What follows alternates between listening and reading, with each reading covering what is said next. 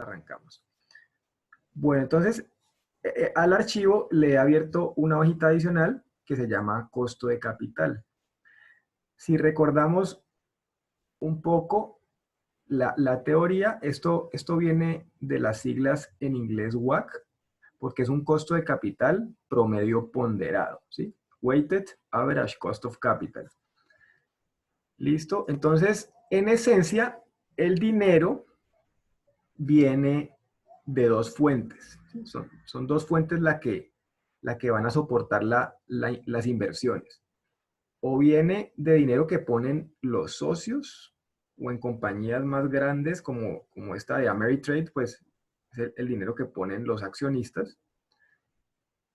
Y el dinero que ponen los bancos o los acreedores. ¿Sí? Eso recuerden que lo llamábamos la razón de endeudamiento, el RD, es la proporción. ¿Qué proporción de mi 100% y mi 100% qué son? Los activos. ¿Qué proporción de mis activos los consigo vía deuda? Y por diferencia, S1 menos RD, o sea, 100 menos la razón de endeudamiento es lo que puso la contraparte, pues que vienen siendo los socios, pues para nuestros proyectos. Y teníamos otras dos preguntas. Una es, ¿qué rentabilidad o qué tasa exigen esos socios o accionistas? Eso lo llamábamos, pues con la K como de costo y la E de equity, ¿sí? El costo de lo que ponen los accionistas. ¿Y qué rendimiento exigen los acreedores o bancos? Y lo llamábamos como el K sub D, ¿sí? La tasa a la que yo me estoy endeudando. Aquí puse una anotación. Cuando trabajamos con empresas que cotizan en bolsa, pues como un recorderis, esto venía de, digamos, ¿qué exige un accionista? Un accionista exige la tasa libre de riesgo, ¿sí? Está metiéndose en un activo riesgoso, entonces, pues tienen que ofrecerle algo por arriba de la tasa libre de riesgo. ¿Y qué se le ofrece por arriba? Como una prima, este último paréntesis, una prima entre lo que renta el mercado, en este caso el índice bursátil, el Standard & Poor's 500, por ejemplo, menos esa tasa libre de riesgo, o sea, ¿qué tanto está rentando el mercado por arriba de la tasa libre de riesgo, ese diferencial? Y se multiplicaba por un beta, ¿sí? Un beta que era propio de la acción, que cómo salía ese beta.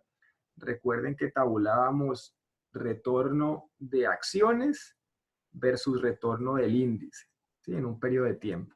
Entonces, eso nos daba pues un gráfico que poníamos en el eje XY, y eso era una recta, y el beta, el beta que multiplicaba la variable independiente era justamente ese beta, ¿sí? Pues como un recorderis, pero estos proyectos de acá, pues ninguno cotiza en bolsa, entonces vamos a mirar cómo lo hacemos de una manera distinta. Entonces arranquemos a través de mi ejemplo trayendo este tipo de información.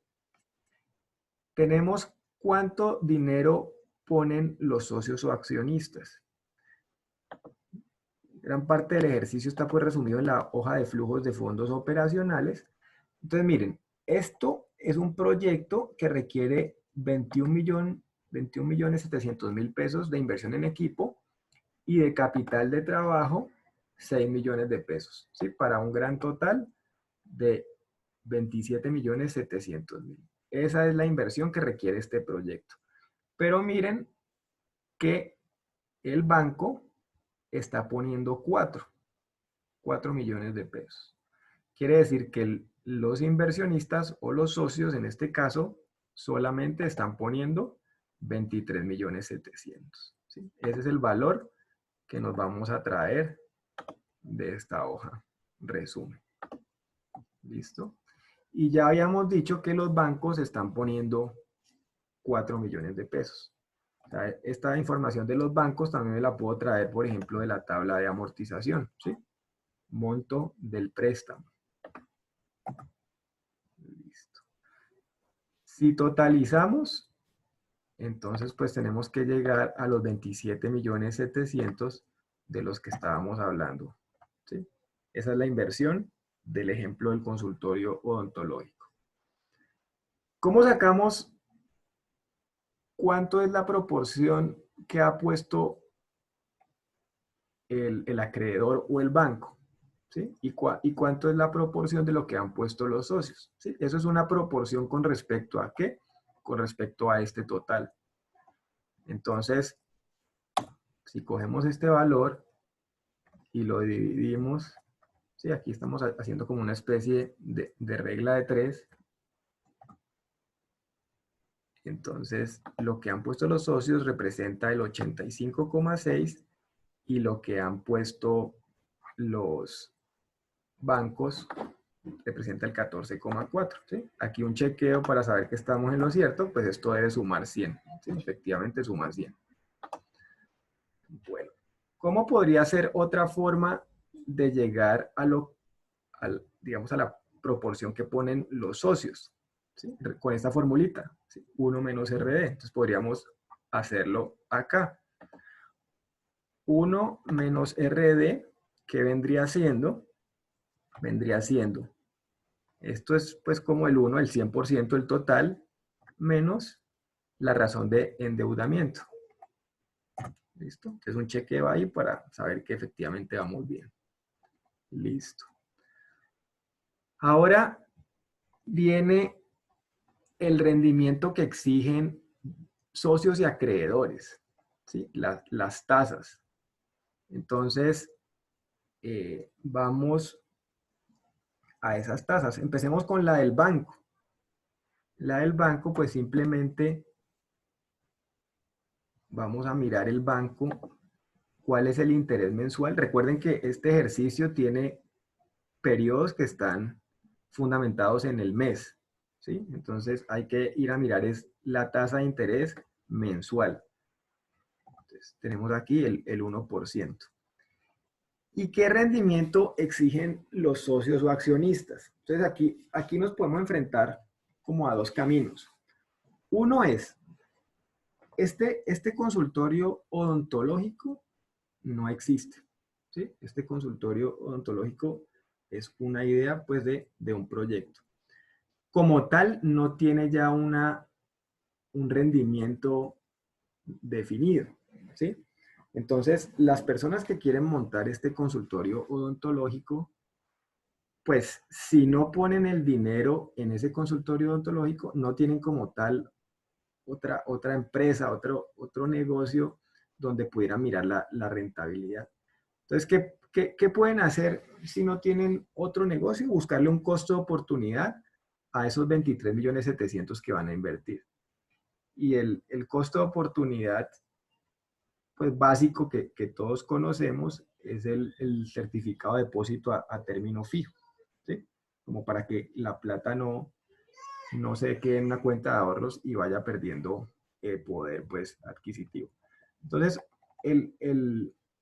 si consultan ustedes páginas de bancos o la página de portafolio, pues el CDT en este momento está pagando como el 4,2% pues aproximadamente, ¿sí?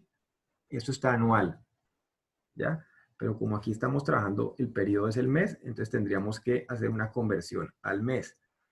Simplemente recuerden cómo era que convertíamos, usábamos las funciones financieras de Excel y había una que se llamaba tasa nominal. Listo, esa tasa nominal nos va a preguntar cuál es tu efectiva anual. Esta es la efectiva anual. ¿Y cuántos periodos tenemos en un año? Pues tenemos 12 meses. Entonces, esta tasa es la que ya utilizábamos acá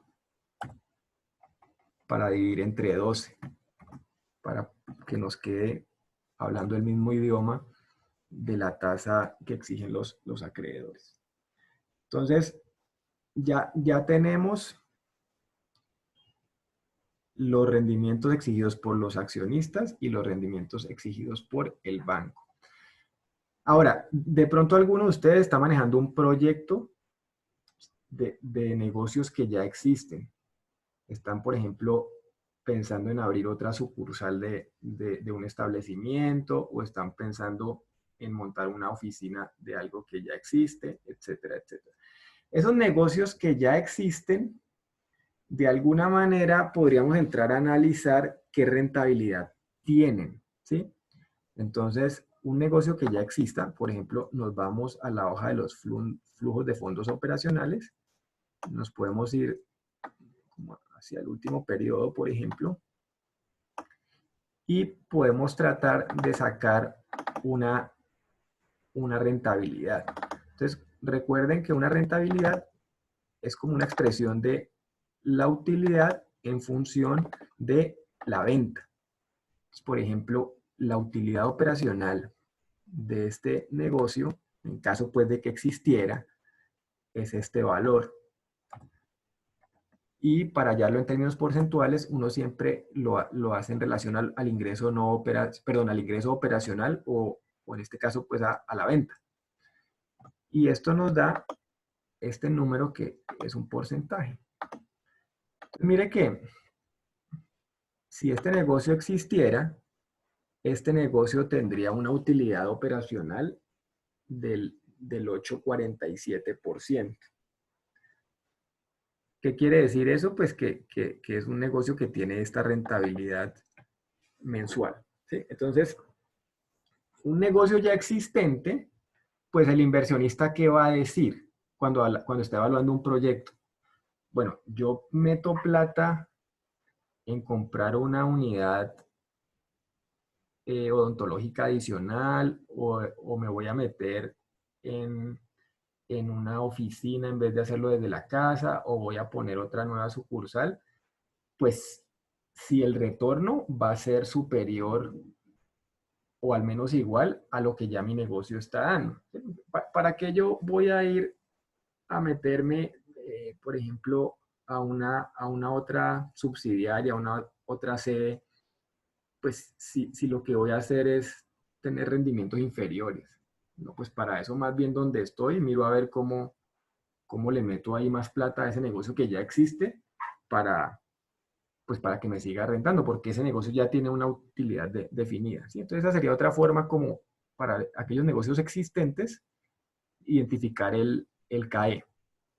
Y para los que no, entonces lo hacemos de esta manera, pues no tenemos como alternativa distinta a buscar una opción como la del CDT.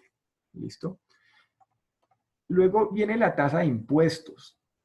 La tasa de impuestos para organizaciones sin ánimo de lucro, fundaciones, colegios, universidades, sería del 0%. O sea, si alguien aquí está evaluando poner, por ejemplo, un colegio o algo por el estilo, ahí no tiene un tema de impuestos porque se supone que las utilidades se reinvierten en la razón de ser de la organización. Hay otros que están también pagando 0% por nuevas normatividades que son los de base tecnológica o industrias culturales. Entonces ahí el gobierno, para fomentar este tipo de industria, lo que hizo fue poner que el impuesto de renta, recordemos que este es el impuesto de renta, ¿sí? Pues que no vaya a tener como ningún porcentaje por los próximos 5 o 6 años, creo. Empresas del común, ¿sí? Esas empresas del común pagan un impuesto de renta del 33%, ¿ya? Pero también hay situaciones como el caso de este consultorio odontológico que decíamos que no es una clínica odontológica registrada ante Cámara de Comercio, que tenga un NIT, no, sino que es en cabeza de una persona natural que lo va a abrir. Así hay muchos negocios, ¿sí? Que funcionan con la cédula, digamos, de la persona natural. Ese tipo de negocios van a pagar impuesto de renta, pero es más a través de la declaración de renta de la persona. La persona en su consultorio odontológico tiene un datáfono, por ejemplo, cada vez que le pagan los controles con tarjeta de débito o crédito, pues eso va quedando registrado. Y son ingresos que debe declarar al momento de hacer su declaración de renta. Y sobre esos ingresos va a pagar un porcentaje que está por el orden del 10%. ¿Sí? Eso digamos que cambia ligeramente, pues dependiendo del volumen de ventas que tenga la persona natural, según unas tablas que maneja la DIAN, pero eso en promedio es muy cercano al 10%. ¿Listo? Entonces con esto, miren que podemos ya entrar a calcular el WACC. Y recuerden, la fórmula del WACC era lo que exige el socio multiplicado por lo que puso el socio, más lo que exige el banco multiplicado por la razón de endeudamiento, o sea, lo que puso el banco. Y habíamos hablado que estar endeudado tenía un beneficio tributario o un beneficio fiscal, porque si cogen un estado de pérdidas y ganancias y están endeudados, pagan intereses y están disminuyendo la base de la utilidad. Si disminuyen la base de la utilidad, que es sobre la que se aplica el porcentaje de impuesto, ¿sí? Pues con una base menor terminan pagando menos impuestos. ¿Ya? Entonces, en este caso, pues, ¿qué es lo que estamos diciendo? Que 0.34% multiplicado por 85.6% más 1% multiplicado por 14.4%, y esto con el beneficio fiscal de 100 menos 10 o 1 menos t, ¿sí? Digamos que esta fórmula sería la que nos permitiría calcular el WACC. ¿Listo? Entonces aquí tenemos un costo de capital promedio ponderado del 0,42%. O sea, los recursos para este proyecto se consiguen a una tasa mensual del 0,42. Y este número de acá, pues nosotros lo habíamos puesto de una manera como muy aproximada. Digamos que lo teníamos digitado como 0.5. Realmente este número es el que traemos de acá. Listo, y como pues tenemos todo el archivo formulado, pues ahí se actualiza. Este número, ¿para qué también nos sirve a la hora de mirar los indicadores? Ese número, habíamos dicho que se comparaba con la tasa interna de retorno. Si la tasa interna de retorno es superior a lo que yo, digamos, a lo que me cuesta acceder al capital, en este caso, pues cambiamos aquí por 0,42, entonces es factible. ¿Sí? Dicho de otra manera, pues yo a este negocio consultorio odontológico consigo la plata al 0,42, pero este proyecto me retorna al 0,96, entonces me alcanza para devolver el costo de lo que me cuesta. ¿Listo? Profe, y Sí. una pregunta.